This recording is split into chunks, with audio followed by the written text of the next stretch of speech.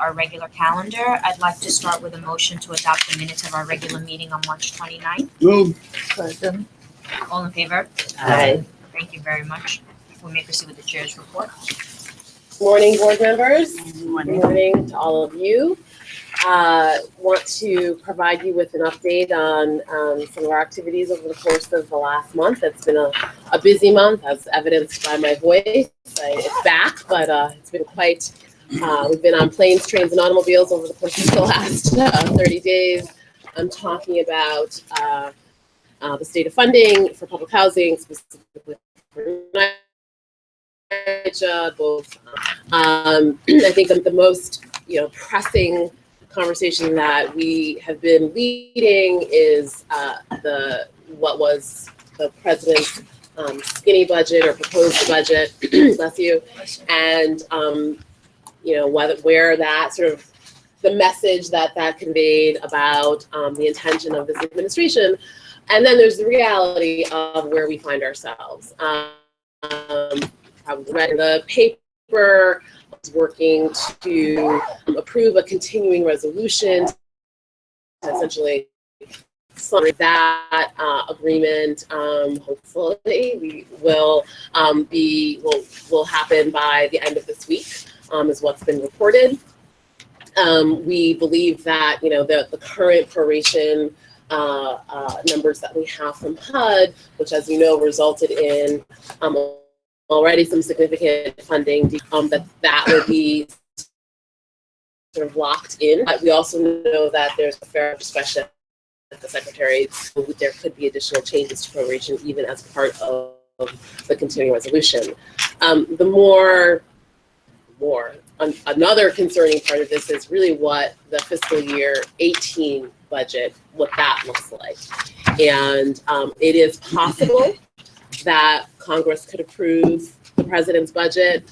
All of the sort of congressional watchers have told us that it's somewhat dead on arrival, that there is a pretty sort of unanimous concern about the zeroing out of CDBG and the zeroing out of home funds and the sort of lack of clarity around rental assistance. And so it's unclear sort of what that's going to look like in fiscal year 18. It is possible that there could also be a continuing resolution for fiscal year 18.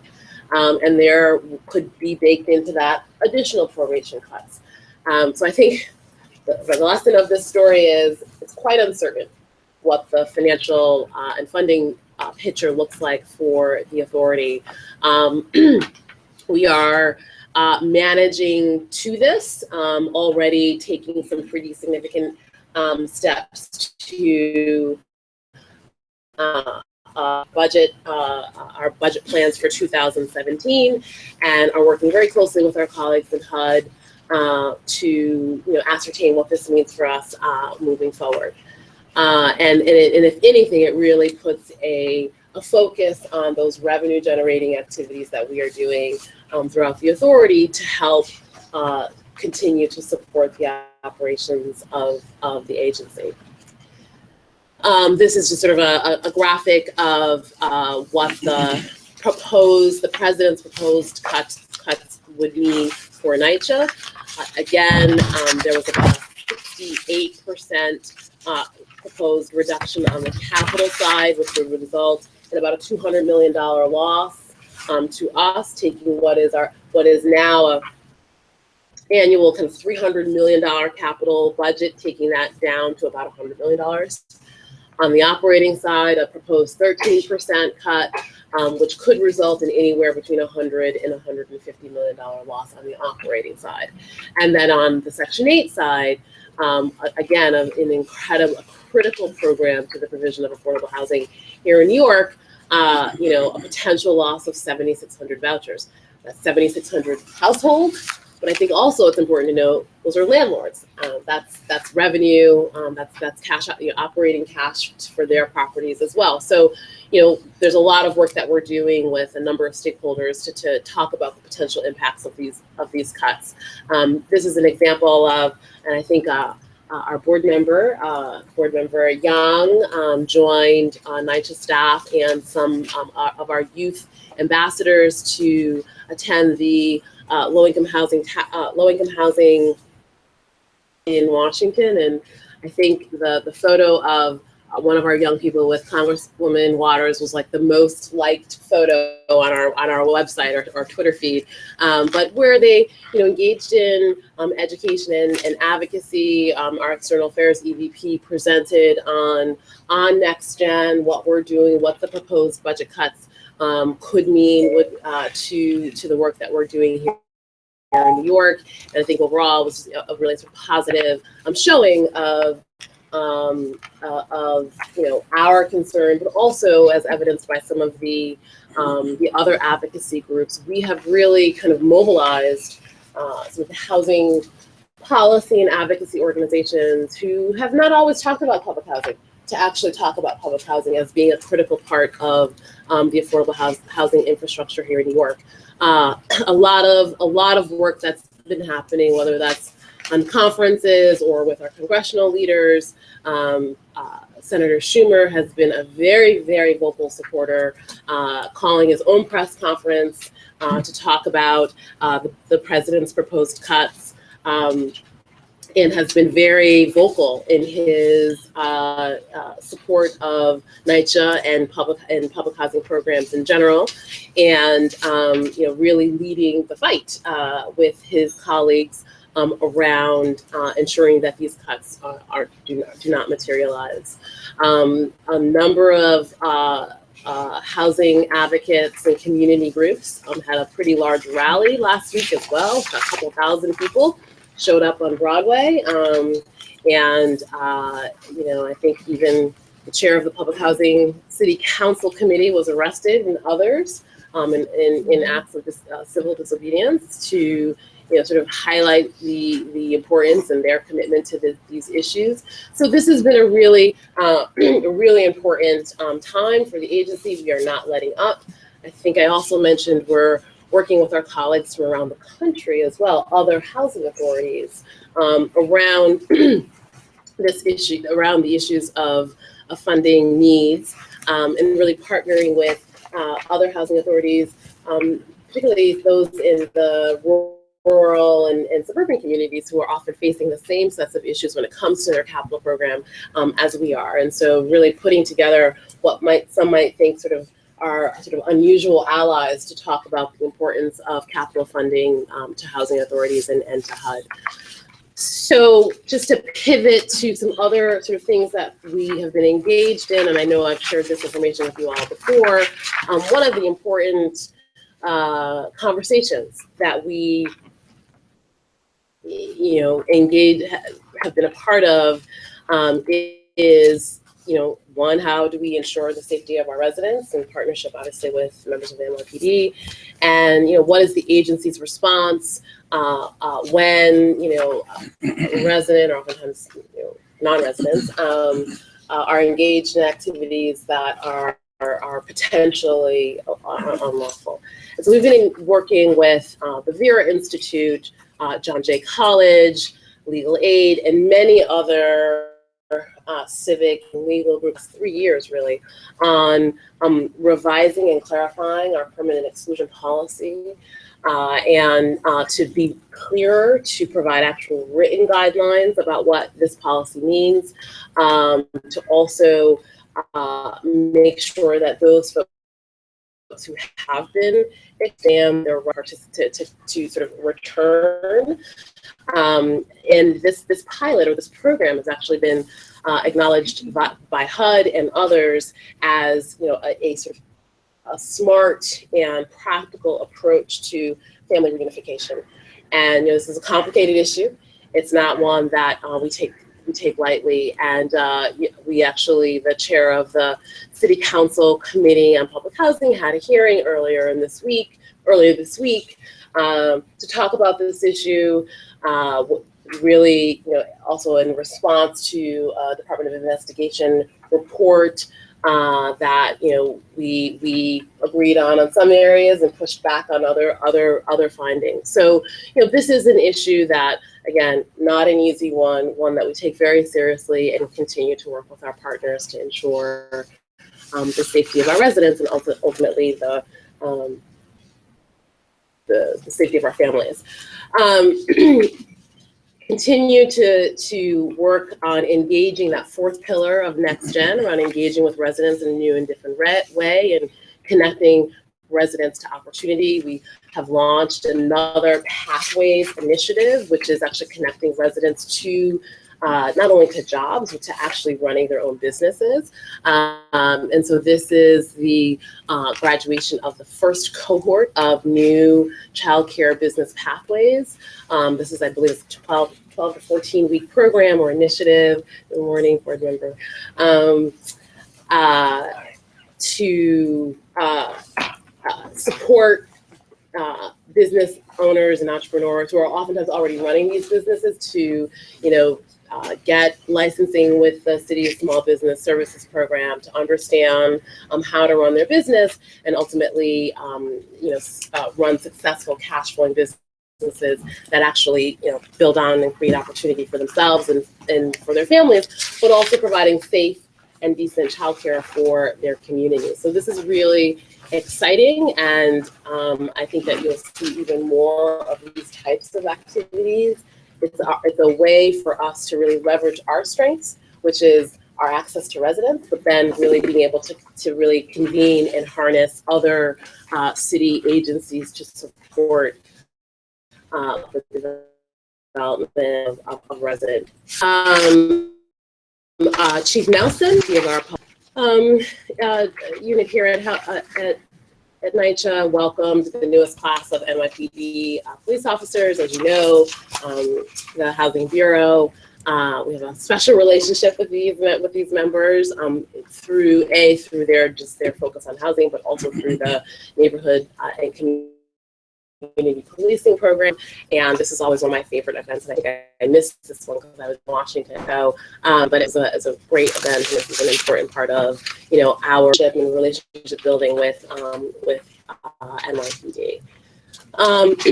Most recently, this has been as you know, a major challenge and issue for us here at the Housing Authority, given the age of our buildings. 2/3 of our buildings are over the age of 60, and oftentimes the infrastructure in those buildings are also that old. And whilst the occurrence of mold is a challenge for us, given the conditions in some of our buildings. And so we recently launched a new pilot, Mold Busters. I can't say that I came up with that name, but this is really sort of focused on a couple of things. One, new tools that are industry standard to provide to our staff, new training for those staff that are focused on these remediation techniques, and actually investing in actual paint, which is a bit more expensive, but we recognize the importance of trying to get this right. And so we have focused on this pilot and a few initiatives, and we'll be testing to make sure we understand what the learnings are and how and if this might be rolled out to the rest of the portfolio. Earth Day was last Saturday. Lots of activity around the country, but I think it also capped a really exciting month for Green City Force, which, as you know, is a really fantastic organization of young people, all who are NYCHA residents, who really serve as kind of the green ambassadors throughout the portfolio. They run the 5 farms that we have in our portfolio. They have been the recycling trainers and ambassadors at our developments. And so I love this program. They're amazing young people, and we continue to support them as they add to their ranks. That's 330 program graduates. And when they leave the program, many of these folks are going into green jobs, are actually moving into industry based on their training in this two-year initiative. So really great program, just another example of, while we remain incredibly focused on our operations, how we stabilize the finances of the organization in our real estate portfolio, we recognize that we're more than just those things. We're also people, and I think this is another example of our commitment to that. lots of other things. Earth Day, this is all online. You can read more about this. And that concludes my report to you this morning. Happy to answer any questions. And I want to welcome Board Member Lynch. Okay, thank you. We can start with item number 1. Madam Chair, members of the board, ladies and gentlemen, Farhan Sayed, VP for Construction Programs, Capital Projects. I, with my partner, Joy Cinderbrand, will be presenting all of CPD's items today. In this segment, I'll present items 1, 2, and 3. Item number 1 is a request to the board to award Smith House's replacement of underground water and fire lines distribution piping to Empire Control Abatement, Inc. in the amount of $5,401,986.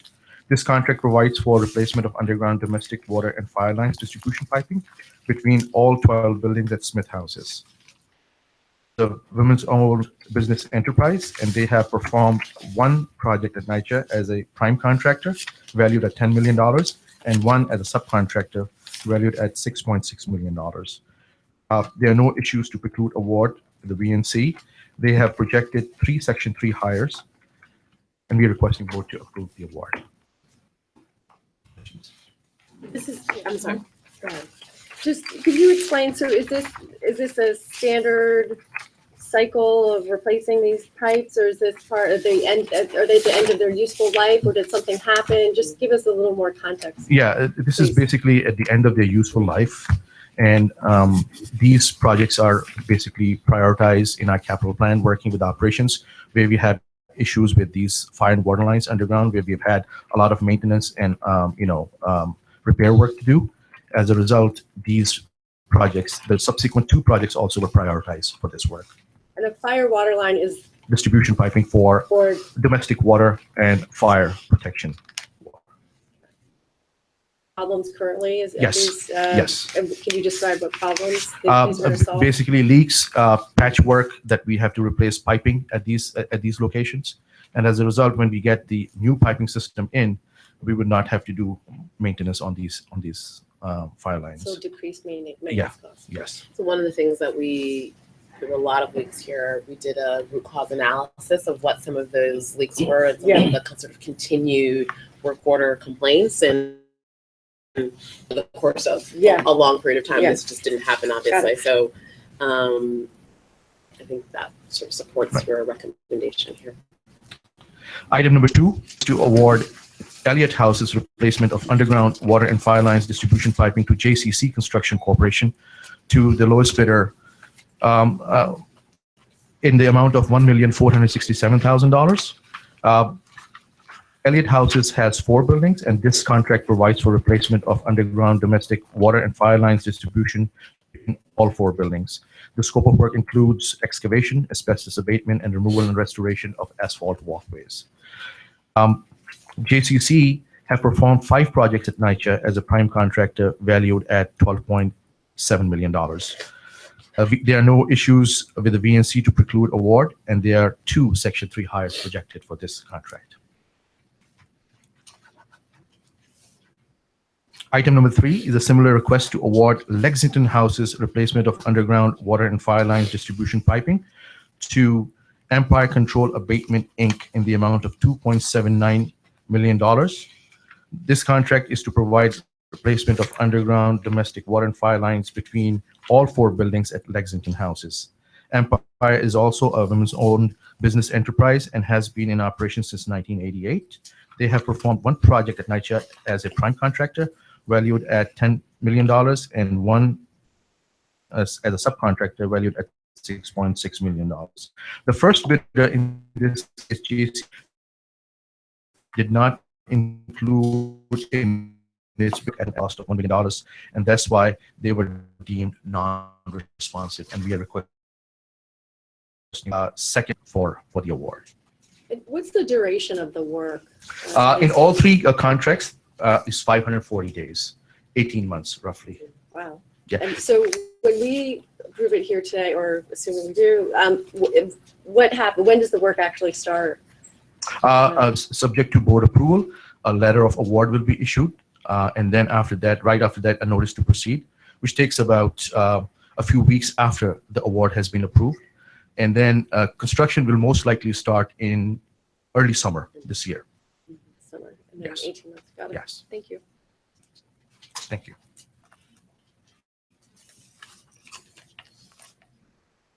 Chair and members of the board. I'm Joyce Cinderbrand, the Vice President for the Office of Recovery and Resilience, and I'm going to present board items 4 and 5. Item number 4 is a recommendation to award in connection with Sandy work at Walled Houses. The award is for the lowest bidder, Technico, for what's the first phase of restoration work focused on the building entrance improvements, including resilience measures and ADA ramps. The second phase will be bid later this year. Technico is proposing 7 Section 3 hires, and the VNC found no issues to preclude award. Technico has performed 6 projects at NYCHA as a prime contractor and 2 as a subcontractor. This contract value is almost $6.6 million, and I should note that $1.7 million of the funding is from the City Council. Is there a reason why, how would the work be sort of sequenced if one phase is starting? Sure. Or will the work be sequenced in terms of timing?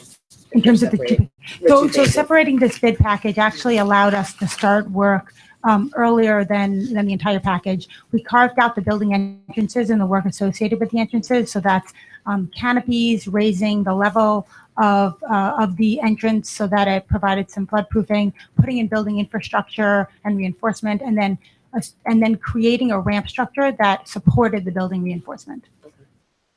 The second phase is the remainder of the resiliency work. So the floodproofing, the new infrastructure, the MEP repairs, and then the full scope of work. And mechanical MEP. Yeah, and mechanical, electrical, plumbing Thank you. repair. Sorry about that. Thank you. Focus of this work is sustainability related. But so given that it involves entrances, et cetera, can you comment on any particular focus on security measures that are being incorporated into this project? So you're right. The full scope of work will incorporate the CCTV and the layered access system. This is really focused on the ability to access the entrance using the ramp system, the building reinforcement that ramp system is associated with, and then the canopy surrounding the doors. And so the second phase. So the second phase includes that other, CCTV those other and layered pieces. access. Yes.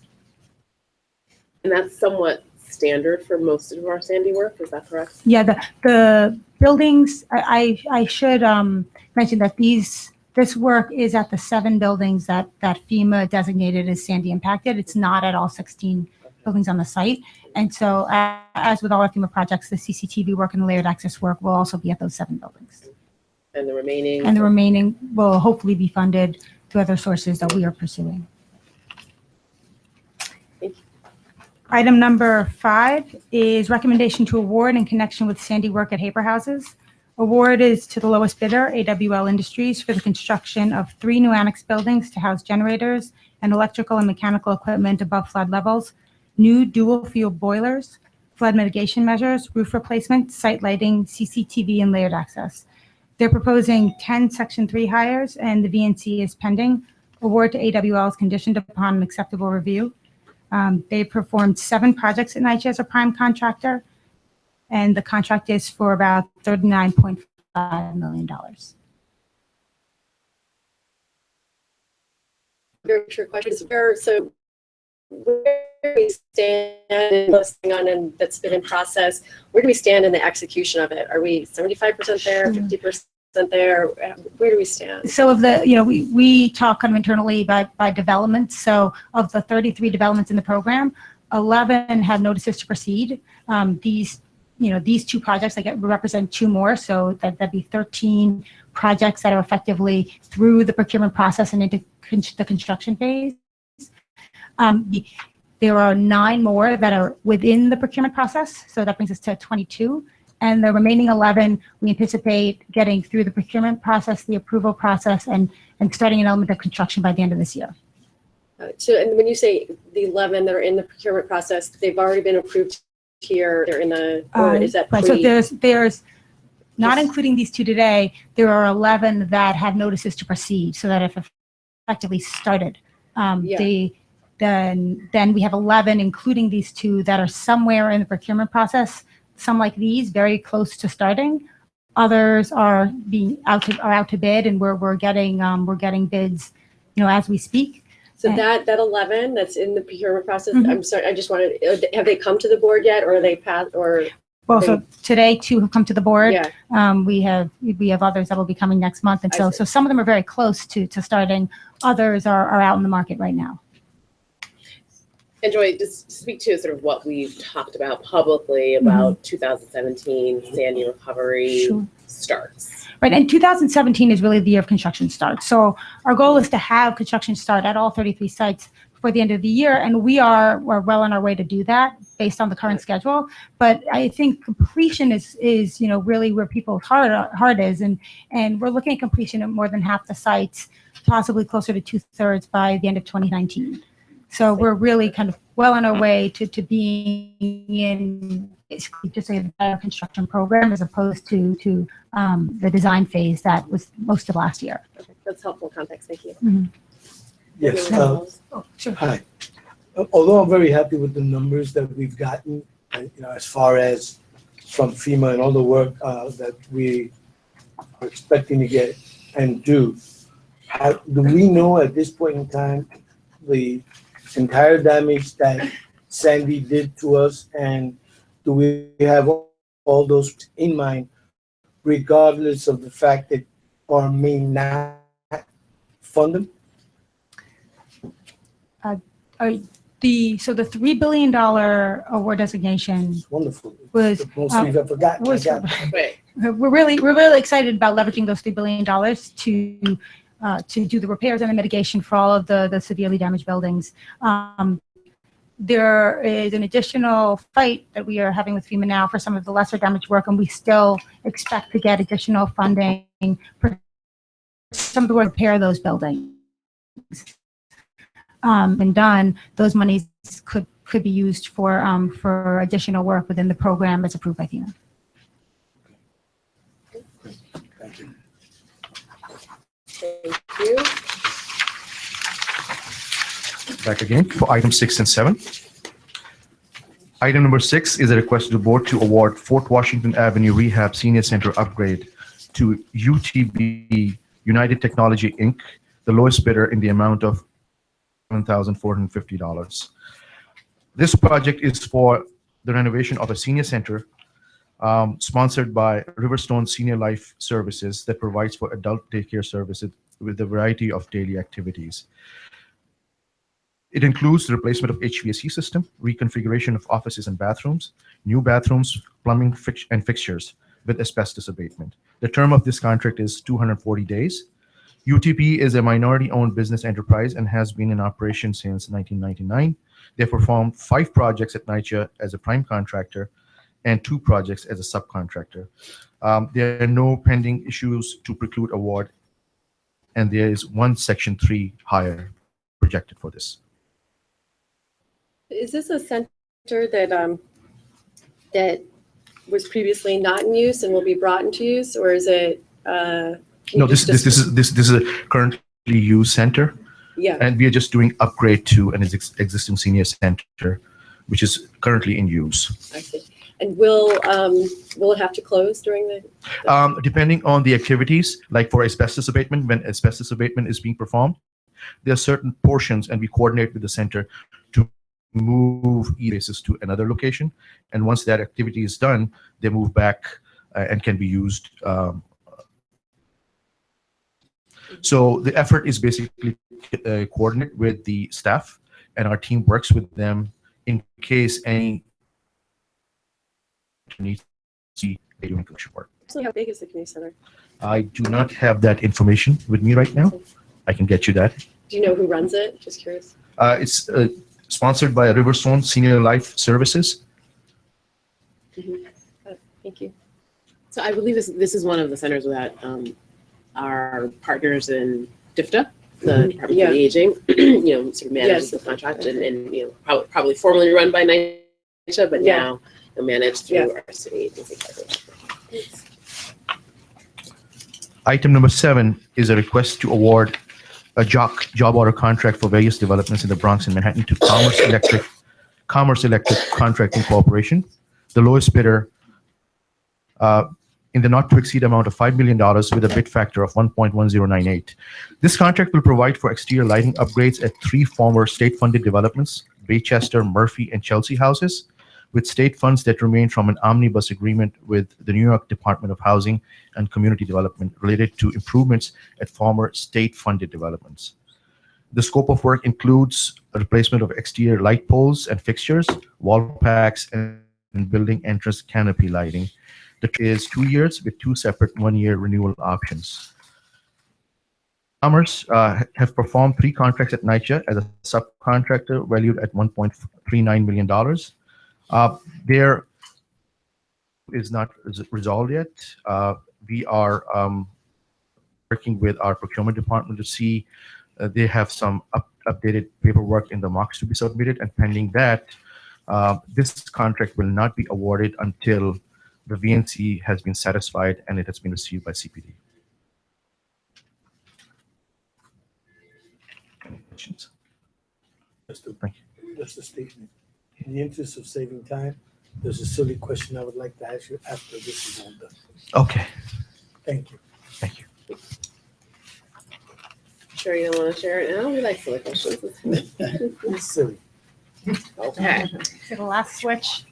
Item number 8 is a request for a second increase for architecture and engineering services for Curtis and Ginsberg Architects in connection with Sandy work at Coney Island Site 8, O'Dwyer, and Surfside. As part of the original agreement, a study was performed, and this study, along with continued FEMA negotiations, resulted in changes to the original scope. This increase is to pay for the design of these new scope elements, as well as to separate the work into independent bid packages so that parts can start sooner. The change order of about $1.8 million brings the revised contract value to almost $8.7 million. For the scope adjustments, it's unclear to me. So we had to work with FEMA to finalize the level of floodproofing in terms of how much sea level rise we were going to account for at those particular developments, and that resulted in a change to the floodproofing strategy. So we are changing to a different type of floodproofing and also installing some stormwater management elements. Are we not consistent with what the city's floodproofing? It's really site by site how the floodproofing fits into a benefit cost analysis that we have to perform in order to justify receipt of the funds from FEMA. And so it isn't quite so black and white, because you can protect certain elements more to create a greater benefit. Is some of the work started, or is this all still in pre-development? This particular group of sites is actually bundled to one project. So these 3 sites are one major project, and that's why I had to separate the packages so that we can start elements sooner. So you'll see from, we'll be coming back to you very soon with some infrastructure pieces and then with the roofing pieces ahead of the rest of the resilience work. So you'll see those in the next few months to start construction before the fall. I see. Thank you. Item number 9 is a request for an increase for architecture and engineering services for Zerbadian Associates in connection with Sandy work at Bayside. So in connection with the FEMA-funded portion of the work at Bayside, Zerbadi will provide inspection and engineering field services for NYCHA for about $1.5 million to bring the total contract value to about $7.7 million. So I've been asked the same question, which is what is the increase for? This is Ocean Bay Bayside, the RAD deal that we just did. So this is the FEMA funded portion of that? So for the FEMA funded portion only, NYCHA is required to basically have the developer is constructing the scope of work that FEMA approved. So we are responsible for ensuring that what we committed to building is getting built. And so those inspection services are what this firm is providing. There was no way of knowing that those were going to be needed at the time the original A&E agreement was done. And so as part of the RAD deal, we came to understand that instead of construction management on this site, we were going to need to provide these field services. And when you say for the FEMA funded portion only, so how is the other portion getting funded? And Well, the what developer. What's that? The developer is doing Oh, the rest okay, of the the larger construction. development. And Right. there's the tax Okay, credit, and there's right. HDC Okay, bonds, got and it. So there's a whole. Right. So this is state bonds, for I'm sorry, state bonds. just the flood proofing, the electrical repairs and mitigations, the boilers, the CCTV. So just the portion of the work that NYCHA is paying for. And as I understand it, this is what got FEMA comfortable with doing this transaction. Right. They were, this was part of that negotiation to make sure they were on the same page.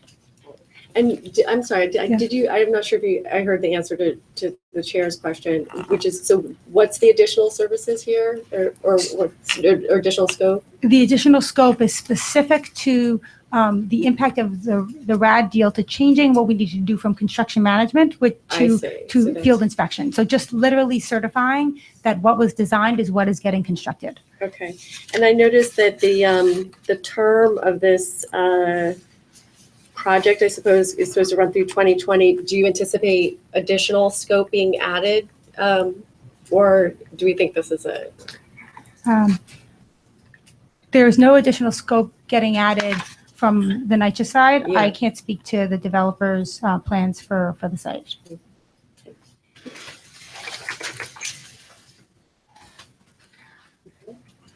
Item number 10 is a request for a ratification change order for Sandy work at Lower East Side Rehab 5. 3 circulator pumps in the 2 buildings of the development needed to be replaced to support the continued use of the temporary boiler to provide hot water, and in order for the new boilers located in each building to function properly over the last heating season. This was outside the scope of work of the original Sandy work and is $32,000 to Vital Plumbing, revising their total contract value to $541,000. I have an administrative question, which is, so given the amount, why does it require board approval? Because at this point, close to the end of the project, basically threshold reached, and so every little thing that happened, 10% threshold. the 10% up to 10% of the original contract value in change orders doesn't need to come to the board. I see. But at this point, every little thing is over the 10% threshold, Right. so you get to see it.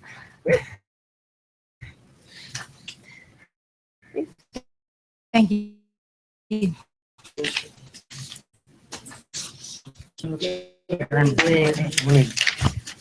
I'm Kelly McNeil from the Law Department.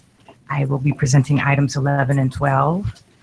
Item number 11 is requested to appoint NYCHA's Chair and Chief Executive Officer, earliest appointed present resident board member, General Manager and Chief Operating Officer, and the Executive Vice President for Legal Affairs and General Counsel to serve as directors, the boards of the NYCHA 3 Parent Housing Development Fund Corporation and the NYCHA 3 SPE George Washington Houses Housing Development Foundation.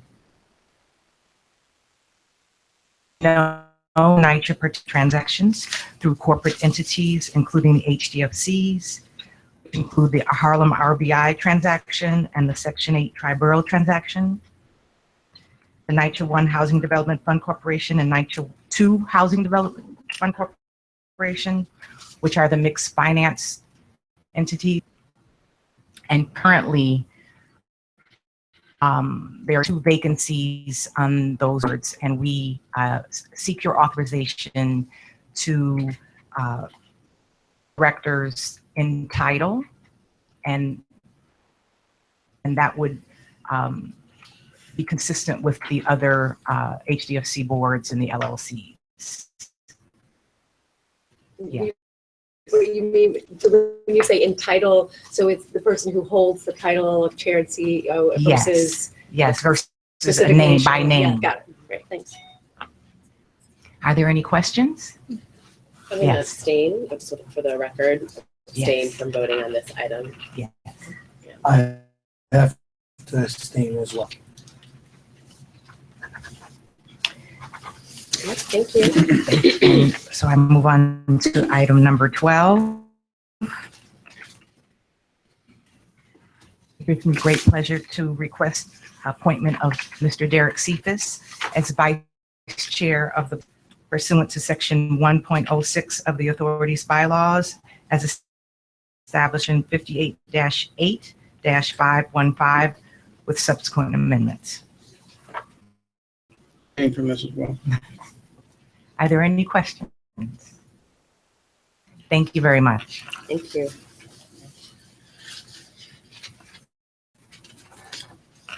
Good morning, everyone. My name is Brian Clark. I'm the Senior Vice President of Operations for Property Management, and I'll be presenting items 13, 14, and 15 this morning.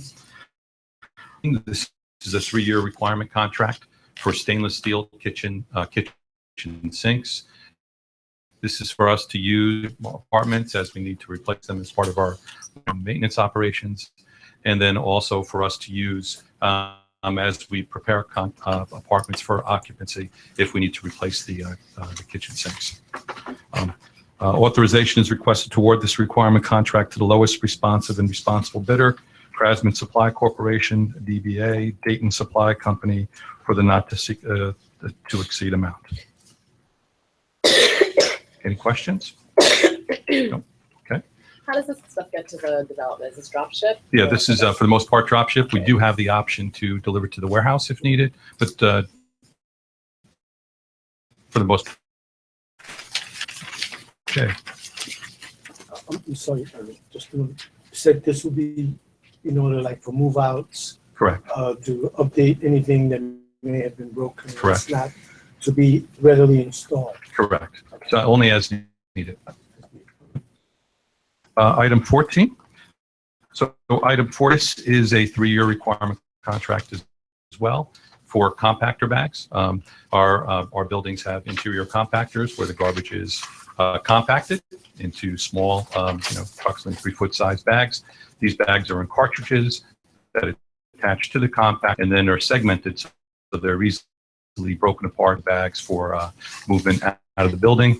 This contract, one thing I do want to note, is with Grainger, who we do have a lot of experience with in the past, but this is the first time that we're purchasing compactor bags from them. We did try out their samples. They were fine, and we're looking forward to working with Grainger bags over the length of this contract. Question. Sure. Is this a business that Grainger has been in for a while, or are they experiencing this? Yeah, they're a distributor, so they connect with companies. We've bought other types of bags from them, but we haven't bought the compactor bags, which have been kind of a custom item, for us. And it was nice to, in the past, very often we've come up here with a sole source, and it was nice to get some competitive bidding this time. So just one quick question. They're not a standardized size.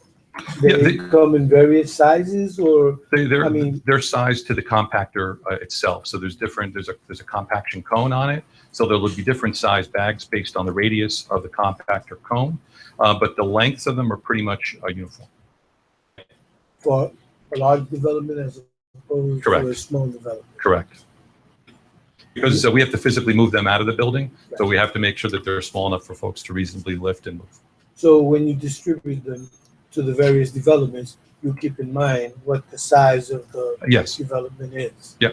Well, I mean, the size, it's really the size of the compactor is important. Where you get to the size of the property, it's more about the size of the building. So multi-floor building is going to go through more compactor than smaller. Absolutely.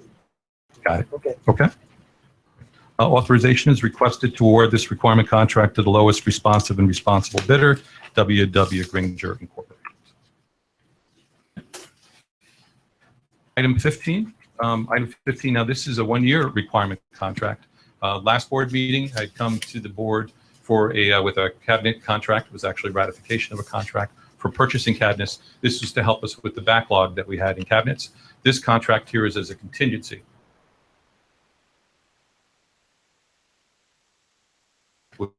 Visual military fire, for our activity, so that we could contingency in case they have problems with their production. We won't develop a backlog in the future. I know the chair had concerns about this at the last board meeting and raised it, and this contract is positioned in place to address those concerns. So this is only if they meet the current demand, Correct. Not additive. Correct.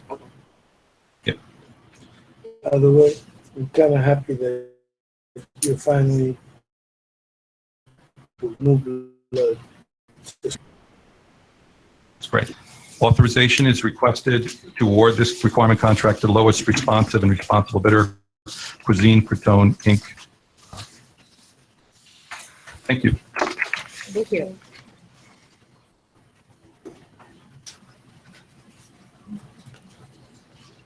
Good morning. I'm Bob Morano, NYCHA's Chief Information Officer. Good morning. Authorization to enter in an agreement with Carasoft Technology Corporation for the purchase of various Veritas software and maintenance.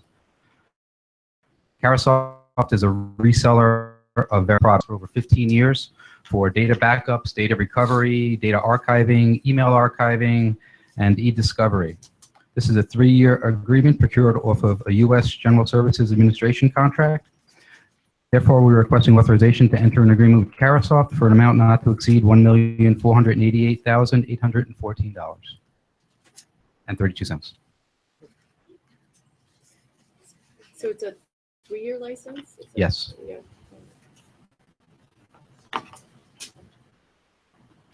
That's good. Okay. Thank you. Thank you.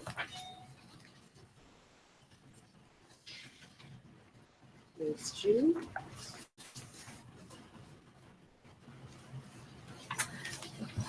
Good morning. Morning. I'm Carrie Chief, Administrative Officer of the New York City Housing Authority.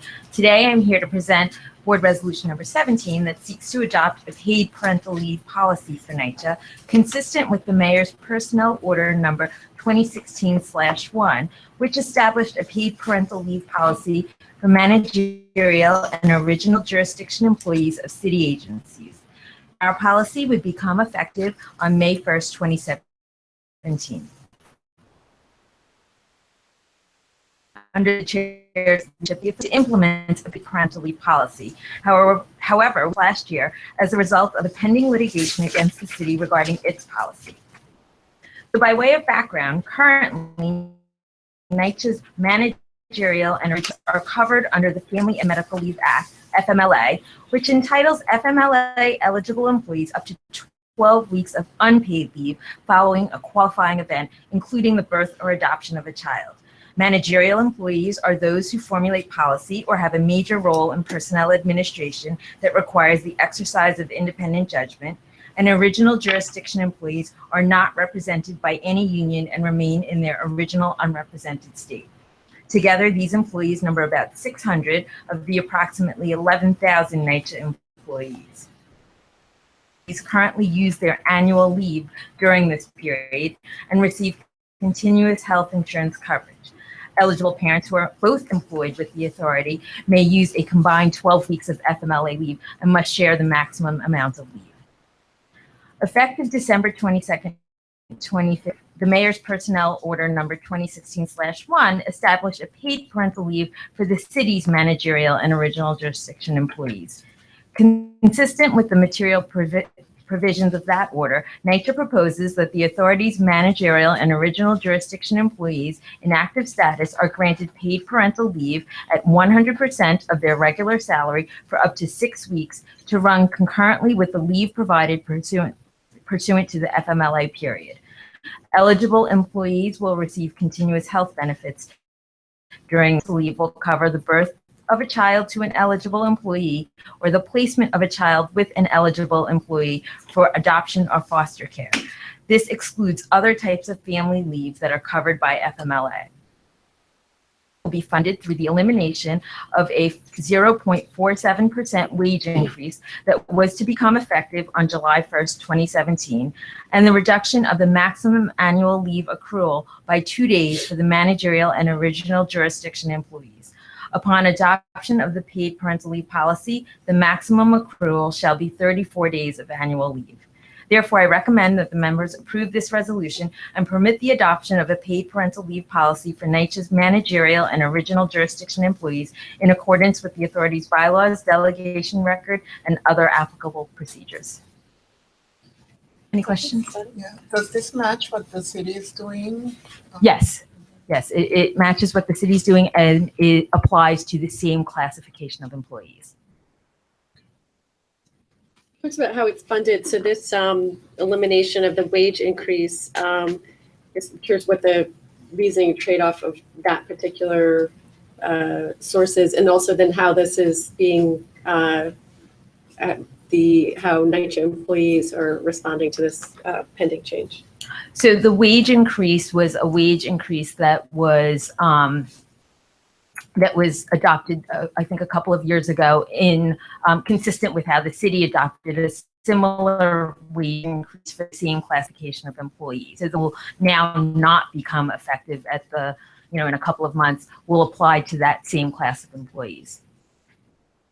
And we will be announcing this to the employees, but this is how the city's policy was funded last year. So I believe that the interested employees are aware that that it's something that was certainly a possibility here at NYCHA. Is the wage increase a one time? So will it be funded one time, or is it a yearly, or? Well, the wage increase originally was a one-time 0.7% wage increase that would be an annual. It would be a one-time increase, but it would affect your annual. Right, but not annual. Correct. It wasn't an annual. Any other questions? Thank you.